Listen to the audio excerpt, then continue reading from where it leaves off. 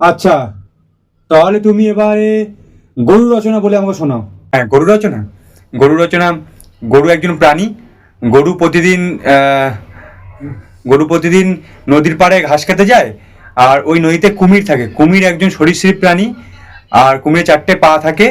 কুমির জলে খুবই হিংস্র প্রাণী হয়। আরে, এটা তুমি কিসের রচনা বলছো?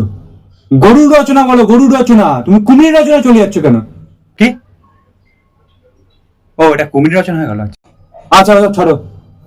তুমি এক কাজ করো, তুমি মাছের রচনা শোনাও। মাছের রচনা বলছি। হ্যাঁ, মাছ একটা প্রাণী, জলের প্রাণী। আচ্ছা। মাছের সাথে আরও অন্য প্রাণীরাও ওখানে বসবাস করে। তার মধ্যে একটা হলো কুমির। কুমিরের 4টে পা থাকে। কুমির একজন সরীসৃপ প্রাণী। আরে, আবার সেই কুমির?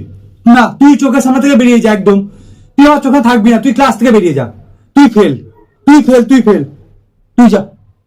Sir sir sir sir sir চলে যাচ্ছে, স্যার স্যার চলে যাচ্ছে, এক্ষুনি আমার চোখের সামনে চলে যাচ্ছে।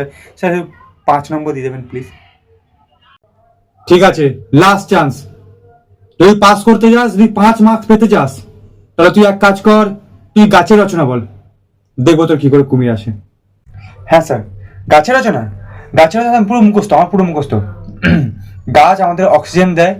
গাছ আমাদের সব জায়গায় লাগানো উচিত। মাঠে, নদীর পাড়ে। আর ওই নদীতে কুমির থাকে। ওই কুমিরের 4টে পা থাকে।